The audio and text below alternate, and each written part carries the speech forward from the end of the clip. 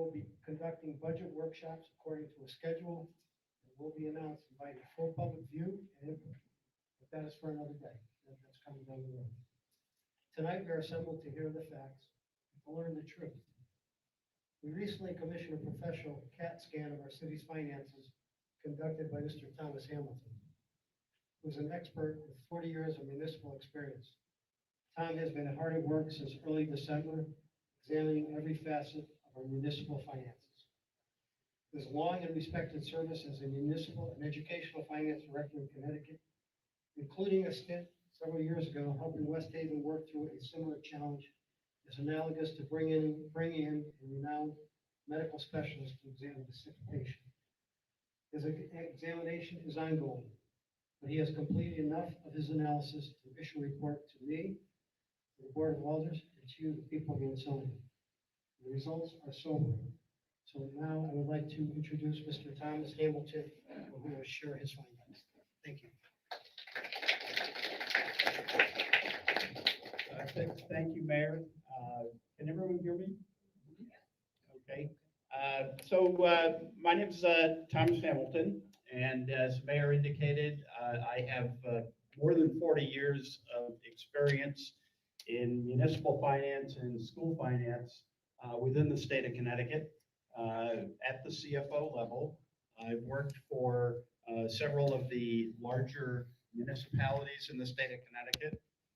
As the mayor indicated, I've also worked for the City of West Haven a number of years ago when they went through their first financial crisis. I was brought in as the finance director back then. So I have experience both with AAA highly rated municipalities and with distressed municipalities.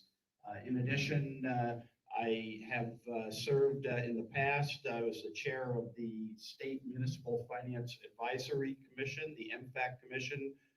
Ansonia was recently placed under MFAC oversight, and I currently serve on what's called the MARB, or the Municipal Accountability Review Board for the state of Connecticut, which oversees more significantly distressed municipalities.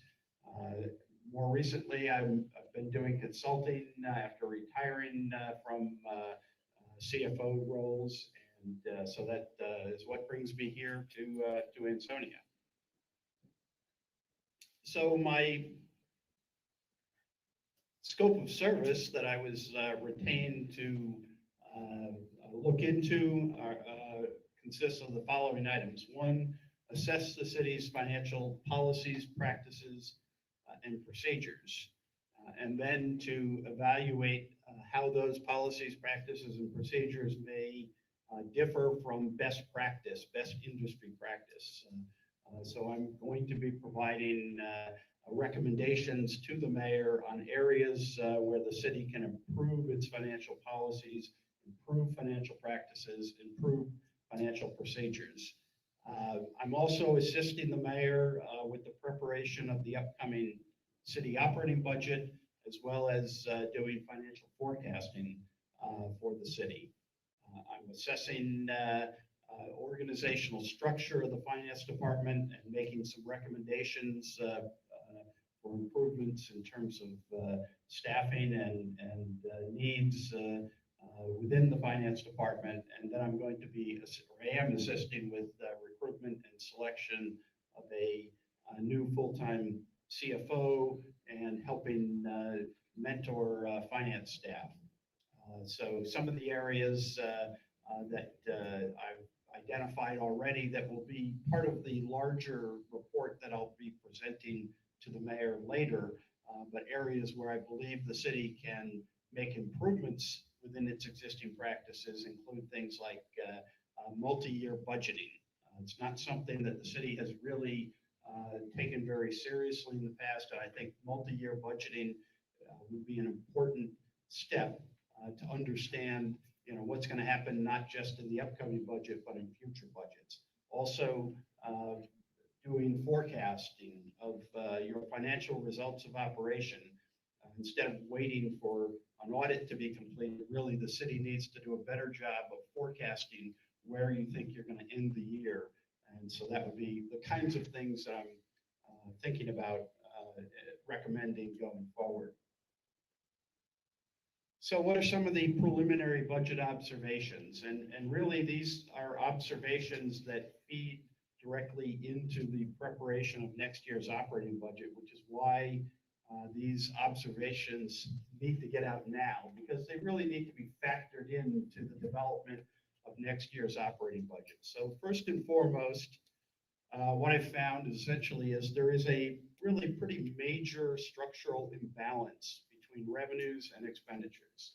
And so what do I mean when I say structural imbalance? Essentially what I mean is that you are spending more than you're taking in, that you're not collecting sufficient revenue to cover your ongoing regular operating expenses, and that you're using the resources from one-time asset sales to balance your operating budget. And you've been doing that for 3 years running. And unfortunately, the city is now approaching the time when those funds are running out. And you're going to have to do something different. That strategy is not going to work, or not going to work much longer, that's for sure. I've indicated here on the slide, the $41 million from the sale of the WPCA has now been essentially fully exhausted. It's gone. Now, on a more positive note, the city does still have a positive general fund balance. You're not in a deficit, so that certainly counts as you know, so at least you're not in a current fund balance deficit. But your general fund balance has now reached the point where it would not be reasonable to make further drawdowns on that fund balance. It's really reached a level that it needs to stay there, or potentially be better if it went up a little bit. The other major issue that affects your budget next year, and this one really came as a pretty big surprise to me, is this fuel cell project. If you're familiar with the fact that the city has undertaken an effort to develop a fuel cell in Ansonia, and that project has suffered very significant delays, and those delays have serious financial implications for the city, actually both in the current year as well as next year's budget. And I've got more slides and we'll be talking further about the fuel cell, but that is certainly one of the major challenges, financial challenges the city faces, is dealing with the fallout from the fuel cell and trying to put that project back together. And finally, I've noted that the city has also undertaken solar projects that have been completed and is waiting for federal investment tax credits on those projects. And perhaps more importantly, the fuel cell project also relies on $11 million of anticipated investment tax credits. And with the changes in Washington, that would certainly be a concern about whether or not those tax credits are going to be there, particularly the solar tax credits are not going to be there at some point, you know, in the very near future. And so the city needs to move very aggressively to capture those tax credits while they're still available, and to take steps to identify if those tax credits will be available going forward for the fuel cell.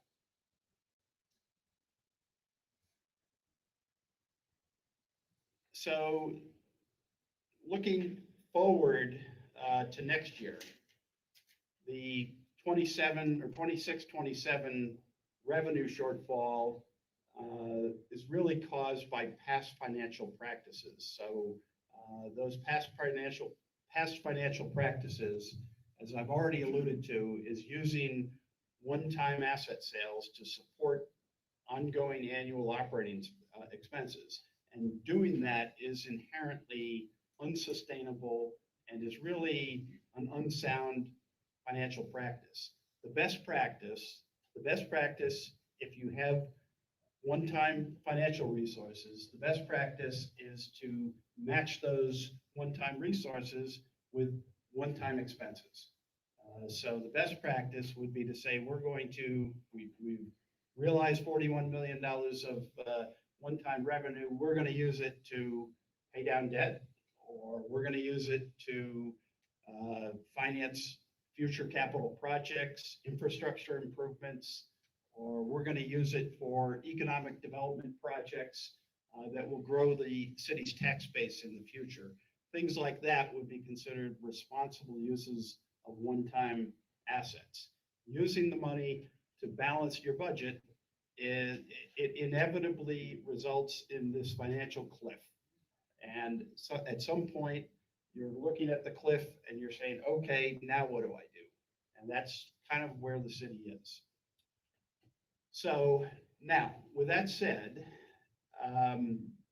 if you are going to use one-time resources to support an operating budget, it is critically important that you do it in what I'll say is a responsible way. Still, the best practice is to use it for one-time expenses. But if you're going to use it to support the operating budget, it's really important that you do it over a multi-year period, that you don't, in this case, the city budget last year was 20% of the tax levy was essentially supported from this one-time asset sale. So 20% of the operating budget was being supported by one-time revenues. That simply is too much. So going up to that level of drawdown in any one year is too much. And then you need to, if you're going to do it, you need to structure it so that you have small incremental amounts that you step down each year, and that you've prepared a multi-year operating budget projection so you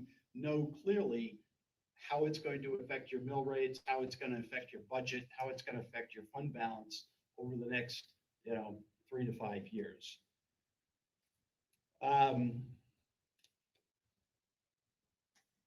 So the fuel cell, as I indicated, the fact that the fuel cell has not progressed, the fuel cell is not operational. It has caused problems both in the current fiscal year and next fiscal year. So the current fiscal year, 25-26, the city had built into its budget an anticipated revenue of $1.6 million as revenue. It was listed as a fuel cell pilot payment. It was revenue that was anticipated from electricity sales on the fuel cell. Unfortunately, fuel cell is not operational. There's no electricity being produced. There's no revenues to support the budget. So that creates another hole in the current year budget, and it makes that cliff that the city is facing next year that much higher. Now, despite the fact that the city included $1.6 million of revenues that don't exist in the budget from the fuel cell, the city did not include in the budget the other side of that transaction, which is the debt service. The city in December of 2004 issued $37 million worth of what's called certificates of participation debt. And that debt service was structured such that the first debt service payment was due in December of 2025, this year, a month ago. $695,000 of debt service was paid in December of this year. There was no money included in the budget for that debt service. So that's another budget shortfall that has to be taken into account in the current fiscal year as well as in next fiscal year. So where does that leave you overall? And I have a slide that will kind of summarize these numbers, but where it leaves you overall is essentially just to cover these major budget gaps, if you will, just to cover these gaps that I've talked about. You would need to raise your tax levy next year by 26%. So again, what is that 26%? This WPCA sale proceeds, the budget in the current year included $5,250,000 from the sale of WPCA. The available resources have now been exhausted, so that money is not available next year. They included the use of fund balance from your general fund of $548,000. That was the only use of fund balance, the only drawdown. I would say, well, that's not that big a deal, but it gets added to the number because, again, I don't believe your fund balance can take another drawdown next year of another $548,000. And then we have the fuel cell revenue that is not going to come in this year, and that's not going to come in next year. And then next year, I mentioned the debt service this year is about I believe 1.7 million. Next year's debt service on the fuel cell, principal and interest, is just over $3 million. So you add all those numbers together, you come up with $10.4 million. That's 26% of your current tax levy. So essentially, to bring your budget back into balance without doing anything like, covering labor contracts or inflation or health insurance increases or any of those other normal things that are in the budget, but just to cover those items, that's a 26% increase in your tax levy. So I'm going to drill down a little bit more into the WPCA sale proceeds. And again, I think I've covered a number of these items, but I have a schedule that will also show you these, the points I'm making here. But this is essentially how the funds were used. And nearly all of the proceeds are gone at this point, but it was used to support the general fund in an unsustainable way. It was used to fund limited capital projects, including the solar carport, and I don't take, real exception to funding capital projects with it. It was used to retire the WPCA debt, which again, I don't take exception to that. And then it was used to establish a WPCA rate stabilization fund to try to hold down the WPCA rates. And I think you can make an argument that that was a reasonable thing to do, but it was really the use in the last 3 years to support the general fund budget that was not appropriate. And so the city used in fiscal year 23-24, it's actually before the sale was actually fully consummated, there was a $5 million deposit that was paid by Aquarian, and that $5 million was used to balance the budget in fiscal year 23-24. In 24-25, the city built in the use of $7.4 million to balance the budget. And then in the current year, 25-26, the city used $5,250,000 to balance the budget. And using such large amounts of money to support the annual budget, again, it's unsustainable, and it's created this large fiscal cliff for you for next year. Last point I do want to make, there is one remaining pocket of funds, if you will, and that is the residual funds that remain in the WPCA enterprise fund. So the WPCA, prior to its sale, if you go back to the audit report of June of 2004, the audit shows that there was $9.5 million of what's called net assets available.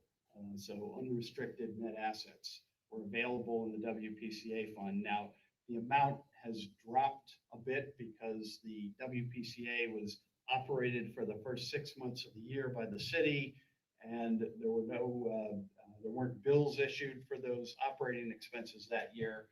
So there were some need to draw down, but there is still an available balance that is approximately $9 million residual balance from the WPCA. And that is really the final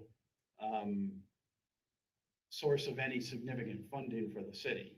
And I would say because of the fuel cell debt service and the fuel cell, the revenue that is not going to be realized this year, I expect that this year the city is likely to run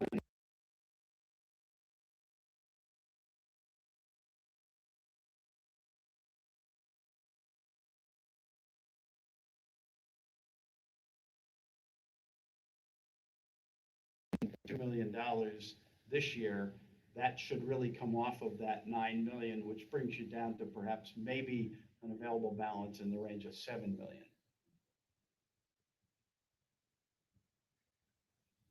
So again, this just lays out in table form how the WPCA funds have been used.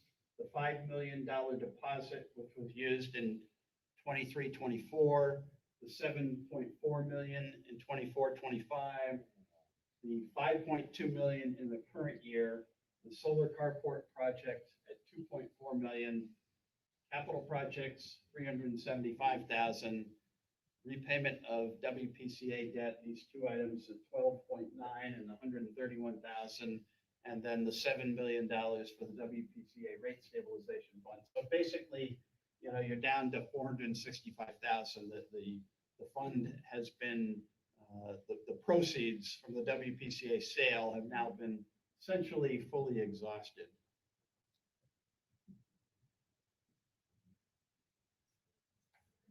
So to dive in a little deeper on the fuel cell project. So that was a project intended to construct a fuel cell generating 3.9 megawatts of electricity and would be located on city property. And the original plan had it operational by December of 2025.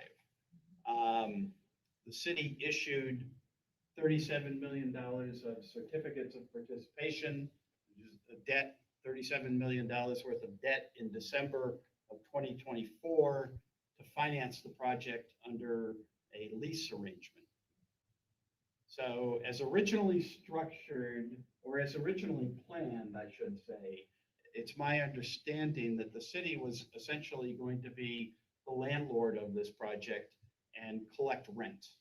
And somewhere along the way, the city made a decision to change vendors that the city was partners that the city was working with, and really to change the structure of this development. And the way the structure was changed, I would say, was putting the city in the role more of a at-risk energy developer. You know, now presumably the financial return to the city under that alternate arrangement would have been or would be greater, because you would realize the intention, I guess, was that you're going to realize, you know, all the revenue from the sale of the electricity and not just rental income from lease of property. But essentially what's happened at this point is the project has been delayed by issues over lack of necessary site control and that change in approach. And so the prior vendor that the city was working with was granted, as I understand it, an exclusive right to develop a fuel cell on this particular site. And that right is still active and in place for some time now, going into the future, at least until December of 2026 and maybe longer, I don't know. So that has prevented the vendor that the city is now working with, and frankly has prevented the city from moving forward with this fuel cell project on this site. So in the state of Connecticut, the State Siting Council exercises regulatory oversight over these kinds of projects. And the State Siting Council approved the prior vendor's application for this site, not the current vendor's application for this site. So where we are now, as I've already indicated, essentially is you've got revenue that you had anticipated in the current fiscal year. That says 25, should say 25, 26, not 25, 25. You've got revenues in the current year that are not being realized. You've got debt service in the current year that was not budgeted and is projected at $1.7 million this year. And next year, that debt service is projected at $3 million. So where do you go from here? That's the most important question. You know, it's important to understand how you got to where you are, but really more important is to try to put together a plan going forward that gets you, out of the problem as best you can and moves the city forward in a positive way. Because at the end of the day, you on the Board of Aldermen, that's what you were elected to do, was to help govern the city going forward. So it is important to understand how you got there, but it's also important not to dwell incessantly on the past, because ultimately what you do in the future is what matters most. So working assumption is that a 26% increase in taxes is not viable. That's just more than people can support, and that you need to develop a plan that brings that number down, as much as you can. It's also clear that continuation of past practice and business as usual is also not an option. That the cliff is now, you're at the top of the cliff now, and you just simply don't have the luxury of saying, let's just keep drawing down on $41 million, because $41 million doesn't exist anymore. It's already all been used. So what do we recommend? What we recommend is really an all-inclusive strategy that uses all of the tools available in the finance toolbox. So that means expenditures, doing everything you can to reduce expenditures. It means revenues, doing everything you can to increase non-tax revenues. It means state aid and doing everything you can to try to bolster state aid. It means looking at asset sales to figure out, are there any unutilized or underutilized properties that you could sell that could help bring in resources. It means looking at this fuel cell project and figuring out what is the best way forward on that.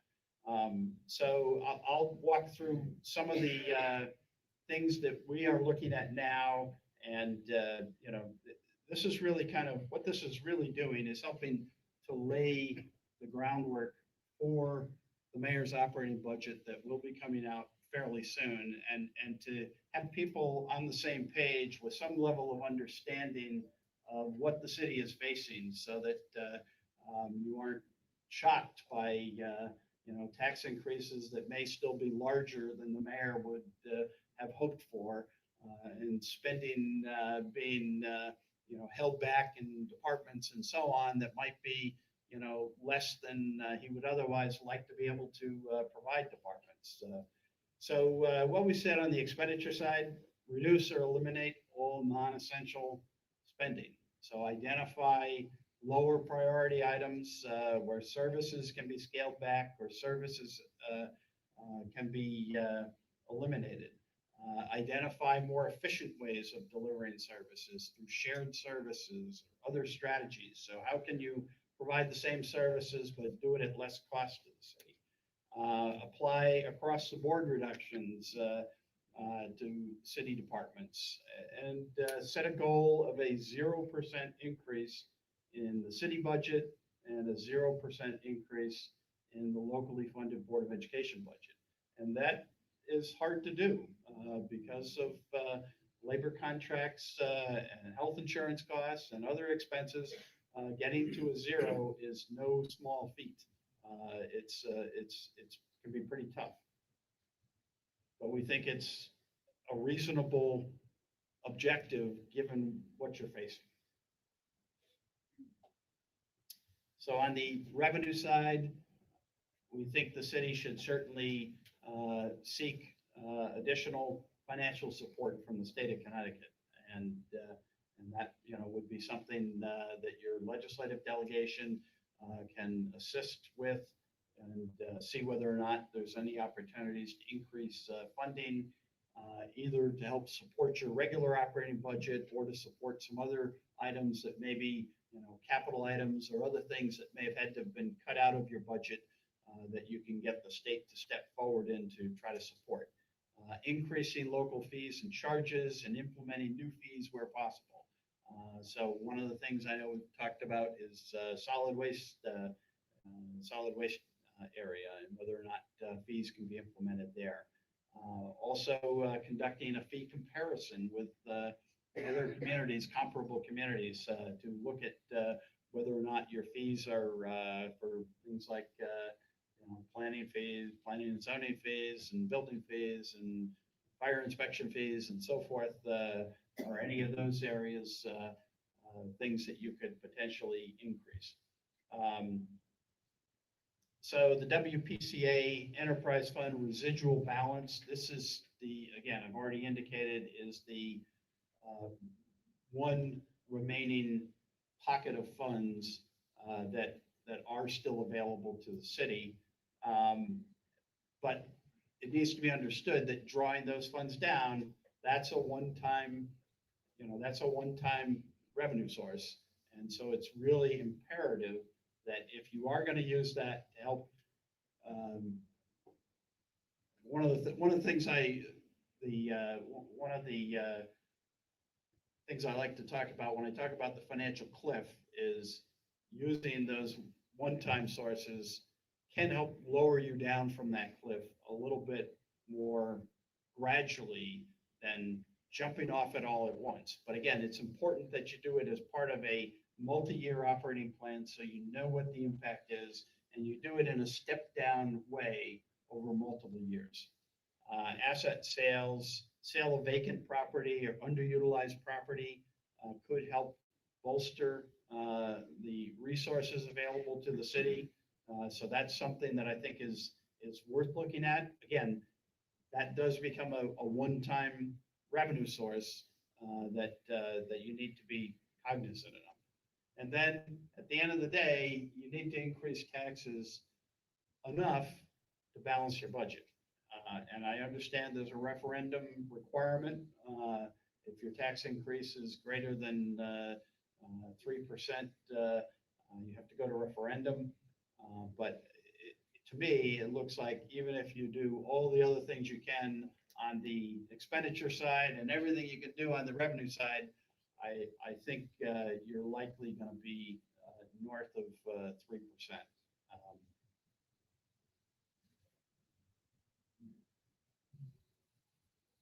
So with respect to the fuel cell, the recommendation is to seek a negotiated solution with the vendors to put the project back on track. We have some hope that that may be possible. The mayor is actively working on that. At this point, there's no guarantees, but we are hopeful that it will be possible, we hope, to put that project back together. And then in the interim, what I would suggest is some sort of short-term financing to bridge that gap. This is not an ideal solution, mind you. That this would be some kind of taxable financing because you can't use tax-exempt debt to pay debt service.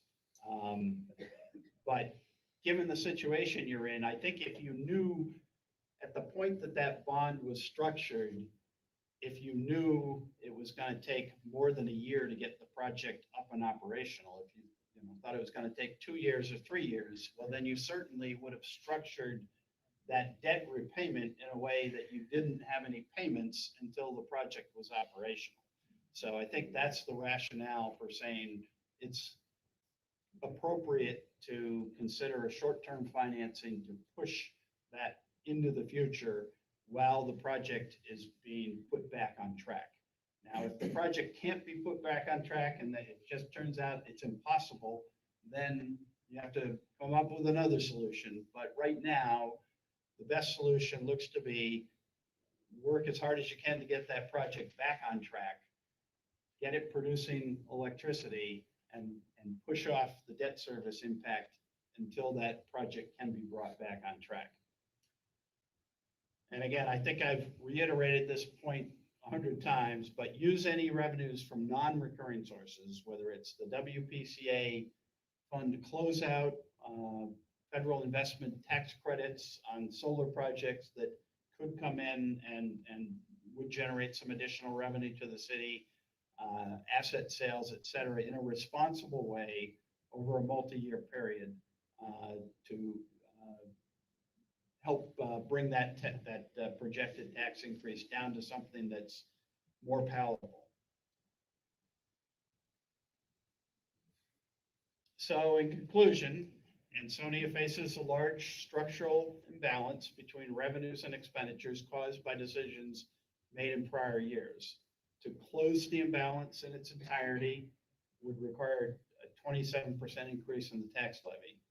And in order to avoid that 27% increase in the tax levy, we recommend this multifaceted, multi-year strategy to close the budget gap. And again, reduce spending to the lowest level possible, seeking to achieve 0% increase in the city budget for next year and 0% increase in locally funded education expenses, increase non-tax revenues wherever possible, pursue increases in state aid, seek to put the fuel cell project back on track and defer the 2027 budgetary impact in the meantime through a short-term financing, pursue asset sales where possible to increase financial flexibility, and then use non-recurring revenues in a responsible way, and finally, raise the property taxes by an amount necessary to restore budgetary balance.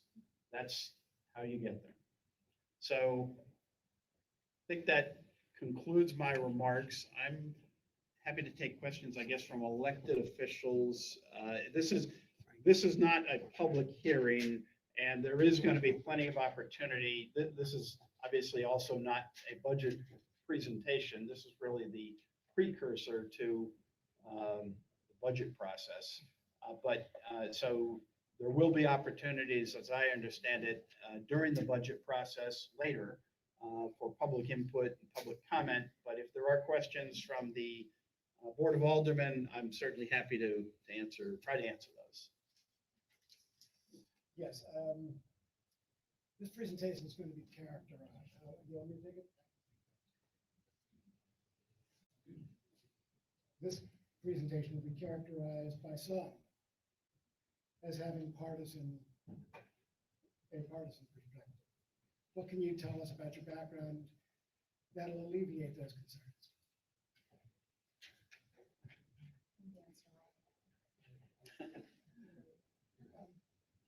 Well, I mean, what I can say is I'm not a politician. I'm a finance professional. Spent my career working in municipal government and also on the education side in several of the larger municipalities in the state of Connecticut. So, you know, this is my best projection of essentially what's happened in the city of Ansonia and how you find yourself in the situation you find yourself in, and then my best projections of the steps you can take to help get yourself out of the situation. No, I'm not a politician. I've never run for office and don't consider myself a political actor. In here. Quick question for, so multifaceted, multi-year, have you guys, I'm assuming have discussed what a tax increase year over year for the next 3 to 5 years should or would look like? We're not there yet. We're just trying to give you a background of what happened the last several years, why your taxes were kept low, and now there's no money there. Yeah, no, understood. That's, But we can't do a projection because we're not there yet. It took us months to get through all the mess to get to this point. I have a budget that's almost done for next year. Planning and all that, that's the next steps. Tom's gonna help us with that. We're gonna do that, but we're not near that. This is a lot of work, folks. It's not what happened. It took months to figure all this stuff out. We had to go through all the sheets, balances and all that thing, so. It's not one of those things, but we will do that. I'll let Tom talk to this, but a good city does a 5-year capital plan. We've never done that. We haven't had a Board of Education budget in 5 years, which is by law. We haven't had that. So these are the things we're unearthing. And I don't have the answers today. I'm stuck in the mud right now. I'm not stuck. I'm working hard and we're moving forward. But you need to know what happened. No budgets for the Board of Ed, overspending for the last 3-4 years. Like Tom said, instead of taking that $41 million, say, okay, 3 million this year, 2 million next 1 year. What do we need to do? Cut the budgets and increase revenue. None of that stuff happened. yeah, understood. And I mean, I guess it's ultimately made sense why they were trying to do 13% in May last year to cover, I guess. I'm I assuming don't want to discuss, I'm not here for the politics. I'm here to let you people know what happened.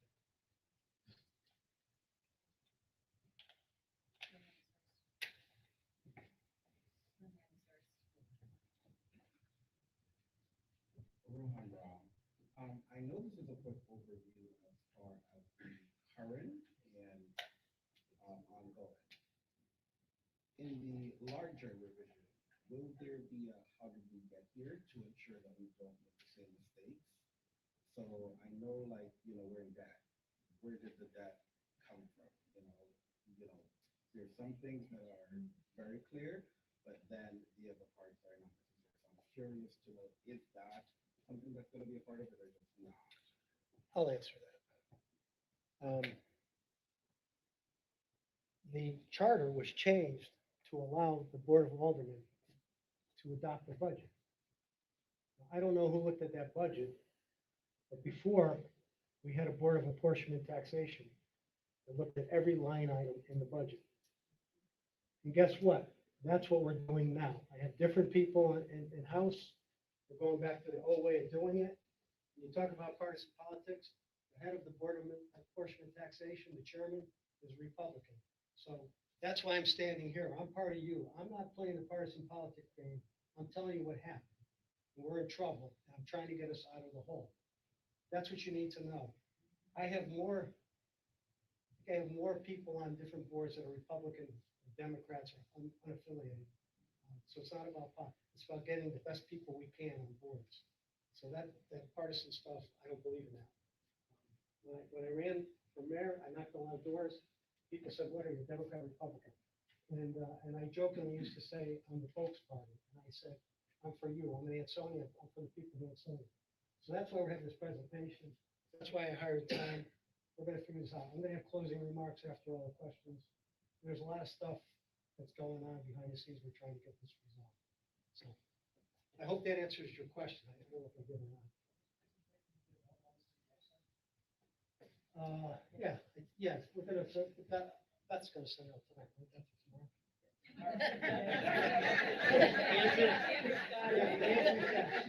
tomorrow. I have Beth on my sheet, so I still with that. Okay. All right, Beth, it's not you. Thanks, Beth. Good job, Beth. So I have a couple questions. Alders, please feel free to stop me to interject in everything. One, thank you all for being here. Thank you, Tom. Thank you, Mayor Frank, as well. I'm happy that this is sobering night, but I'm happy that we're at least getting to address these. So I just want to make, I guess, more of a point first. Just try and clarify that what we're talking about right now, when you're putting this perspective of $10.4 million, right, for a shortfall, these actions are to basically recoup that, right? Get to a 0%. Correct, right? It's to bring the budget back into balance, to balance revenues and expenditures. Yeah. So when we're talking about these actions, residents won't see a more so direct effect on city operations right now, an increase in any services, because you can't have that, correct? So it's more of stabilization. I just want to put it in perspective for us all, because that's the situation. We didn't get here overnight, obviously. It's been over years. So this is an effort now to recoup where we can, or stabilize how we can. I don't know if it's recoup, I think it's more stabilized, Stabilize. because we can't fix the problem overnight. Yeah.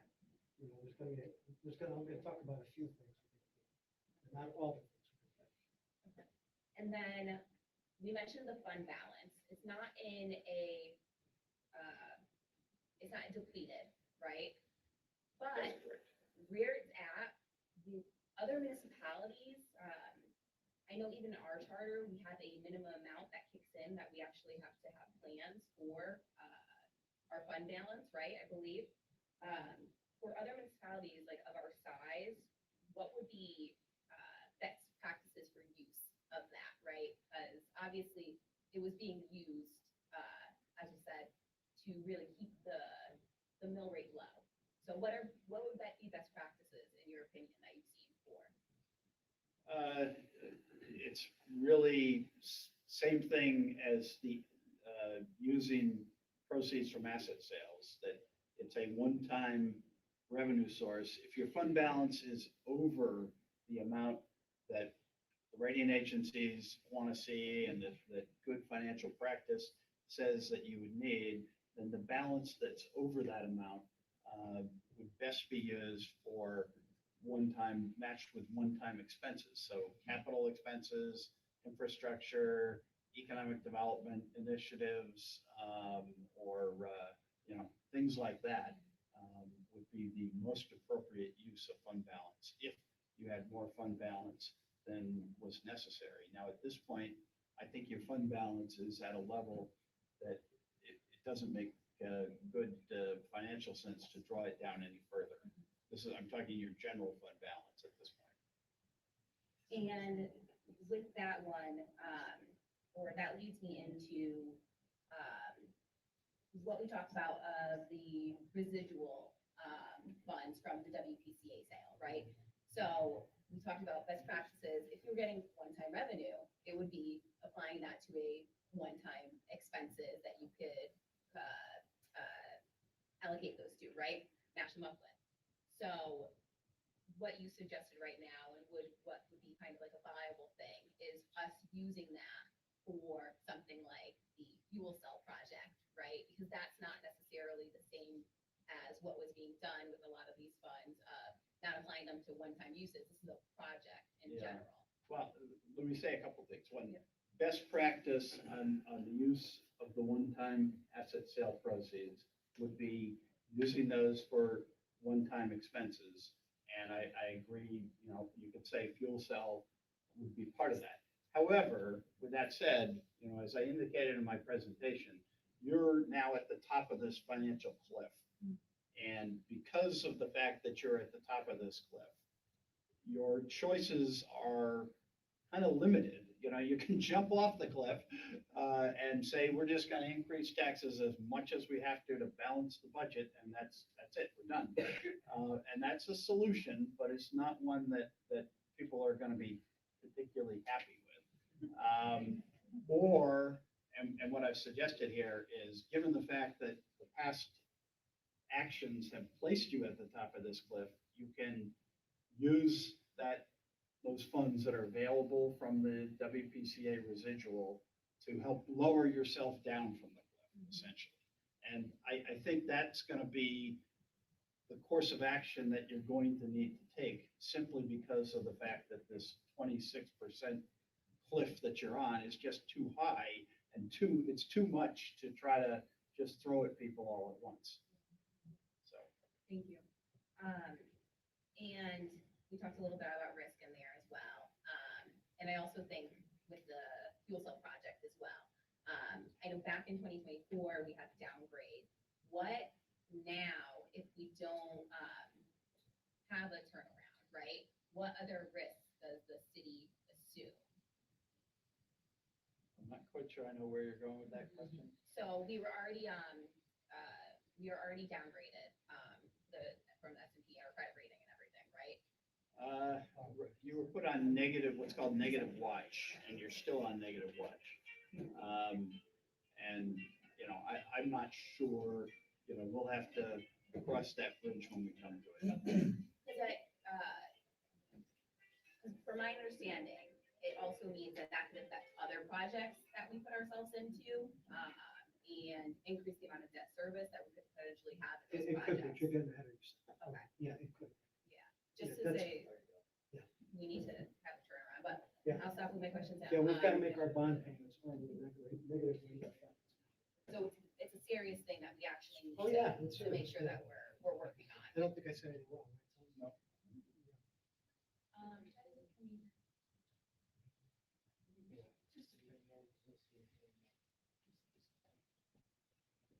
Lisa Glazer from the Seventh Ward.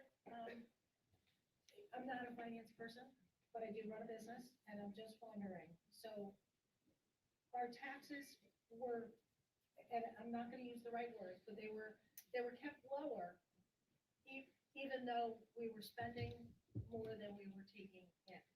Yes. So, and we all know our taxes have gone up, it's just they haven't gone crazy, gone up.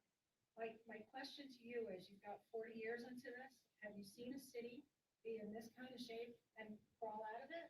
Because we're tough, but I'd like to have a little bit of hope in this. Yeah, I do think there's a way out of this that is reasonable, and I think you can get there. You're gonna have to make some tough decisions, and especially you on the alders will have to make some tough decisions.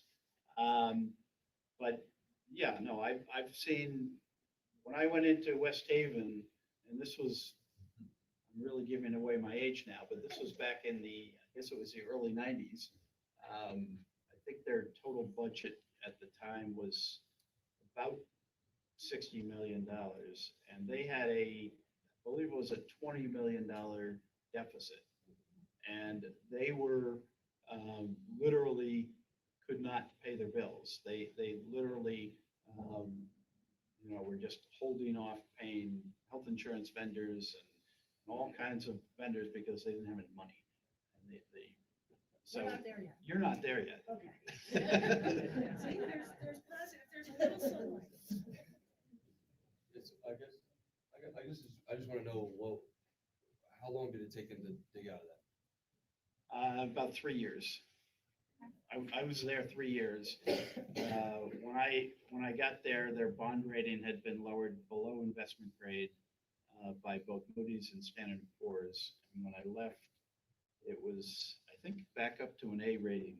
So, So we're talking 20 million in 3 years. We're at 10 million, and so there's a good timeline there, 3 to 5. Is that we're looking to get kind of stabilization? yeah, I mean, it shouldn't really take 5 years. I think, you know, you need to move with some speed and urgency, and I think you can get there over a 3-year period. I guess my other question is, how much have you seen the state credits actually come as of late to any other cities or municipals? Do you know anything about that? I know with all the changes, it's ugly right now. So. Yeah, I can't really speak to that. I don't think any of us can. I mean, the states won't help us. How much and, you know, I'll mention that. The state is going to help us. Right. Because we don't know, Appreciate your insight. we don't know exactly what we're gonna need yet. We are gonna talk to them about what we need as far as helping to pay for some of the bond stuff. So that'll be a discussion. Just a quick one, Patricia DeSilva, Fifth Ward. The debt service that was not included in the city, in the municipal budget, we didn't know what we didn't know. Did you see any other red flags where a bill was come due that we're not aware of? And again, not a finance person, but Yeah, better judgment. the debt service was the big item, that I can recall off the top of my head. Yep. Yeah, so debt service, the unbudgeted debt service, and then the fact that the revenue on the other side was included in the budget, was also, a pretty big, miss, 1.6 or 1.7 million on the revenue side, and then another 1.7 million on the expenditure side for debt service, so.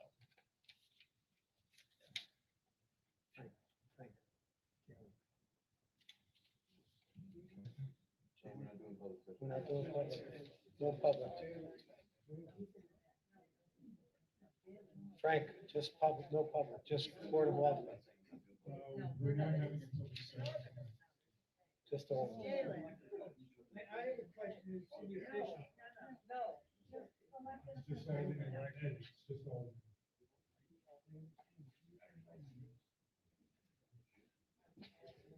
Okay, I think Frankie should cover this. all right, I'm gonna close. I'm restricted it to Board of Aldermen. There's gonna be a follow-up. I'm gonna close with some remarks. Well, I guess fortunately, Tom's already gone over a lot of them. But I'll start with, we uncovered a massive structural imbalance, and as you said, a fiscal cliff created by several years of unsustainable practices, specifically the WPCA sale.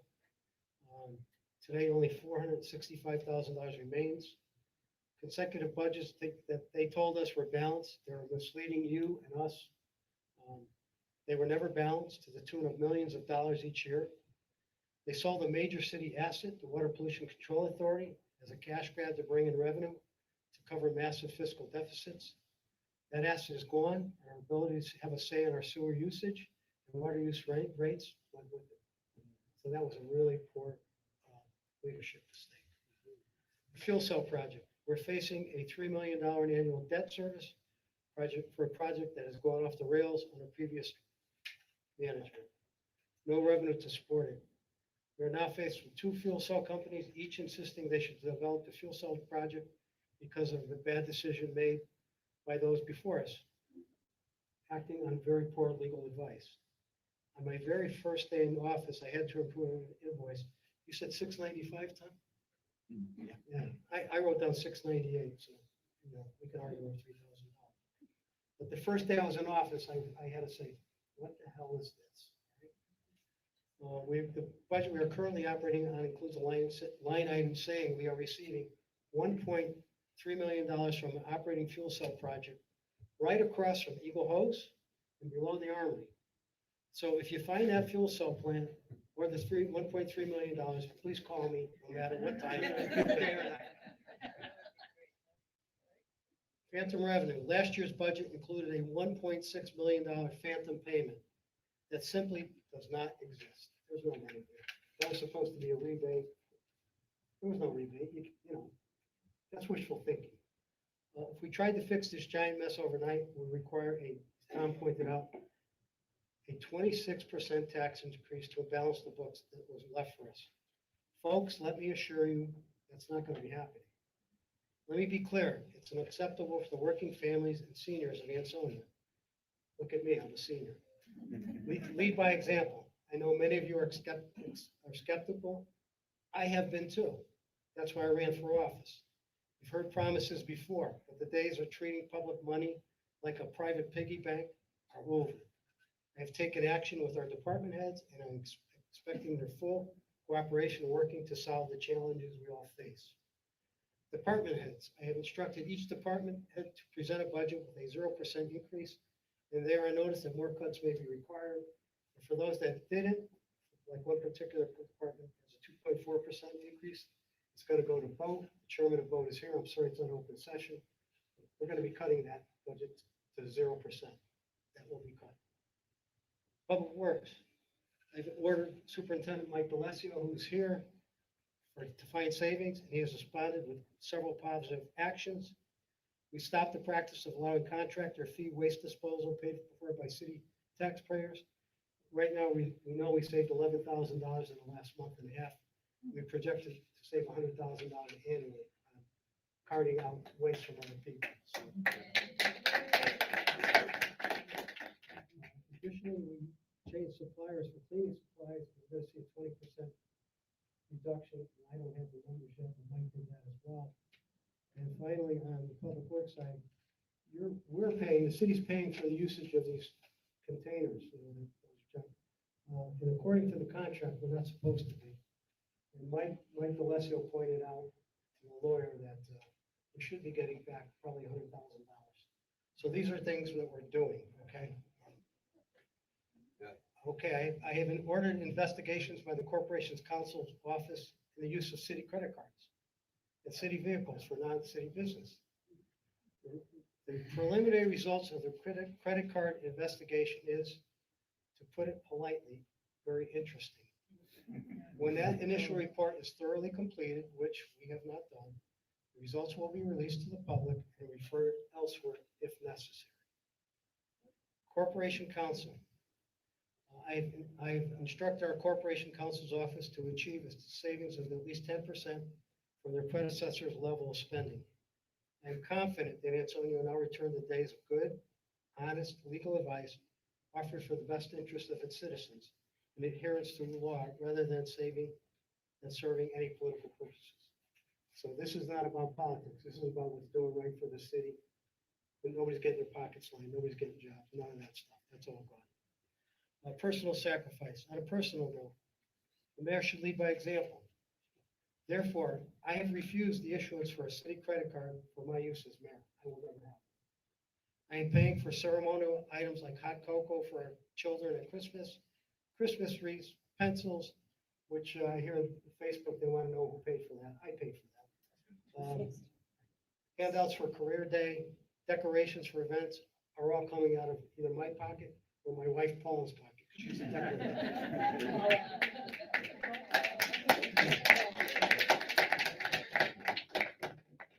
The budget, since my accountant wants me to keep track, I can report that as of last week, I have personally spent more than $1,200 for city expenses on my own pocket. And I don't expect anything for it, but I want you to know that I don't have a budget.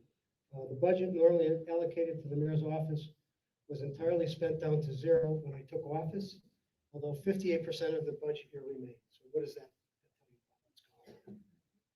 When the finance payments on the current $51,641 mayoral vehicle at 8.5% interest expires this summer, at $1,632 a month interest and principal, I will not be ordering a new car at least for another year or two. And I will keep driving what we have at least for another year or two. There's no money in the budget. I took the $20,000 out for the car, so I'm not looking to be Prince Charming, Cadillac or something.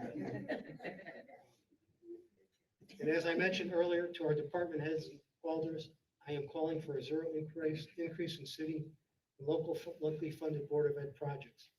We have to identify non-essential spending and find more efficient ways to deliver services. But let me make something painfully clear. We can neither tax nor cut our way out of this mess.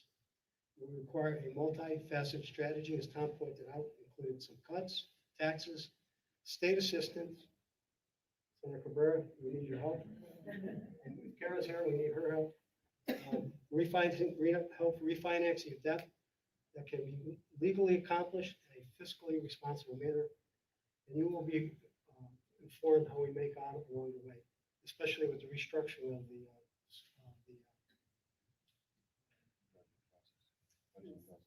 what's that? Not the budgeting process, but the fuel cell. That's the big thorn on our side. I'm sorry, there's no more Zoom-only meetings designed to limit public knowledge and hide the ugly truth. City Hall is a busy place and will remain busy over the next months as good people, not only the Board of Aldermen good people, but the people like Mr. Norman over there and several people on boards, Mr. Thayer, who work to help with the city. They're great people and they care about the city. So they're going to help us get out of this mess. So I thank you and all the people that volunteer on boards. I'm not going to start going around. If it wasn't for you people, we'd be in deeper trouble. So thank you for what you do and the time you put in. So I don't have too much. Our strategy to bridge this gap will be transparent and it will be responsible. Strict expenditure control, reducing all non-essential spending across every department. Anyone in the city hall knows I push back on anything that comes across my desk. Some things I can't control because they happen before me, but I do push back. Revenue growth, increasing local fees and aggressively pursuing federal investment tax credit and state aid. We are looking at fees we're charging. We haven't raised parking fees for 3 organizations downtown since 2004. So we're going to do that. And we have received some blight money that hasn't been collected. It's not a lot of money. Not when you're talking millions of dollars. We're talking hundreds of thousands of dollars. Project recovery. We will seek a negotiated solution to put the fuel, which we're doing, back on track and use short-term financing to delay the immediate budgetary impact. That's what Tom talked about, financing that, so we don't go into trouble. We don't go into a bond situation where a bond is reduced, our money is reduced, because we didn't pay a bond because we don't have the money. So that's what we're looking to do. Any non-recurring revenue, as Tom mentioned, from asset sales or fund closeouts will be used over a multi-year period to avoid future shortfalls.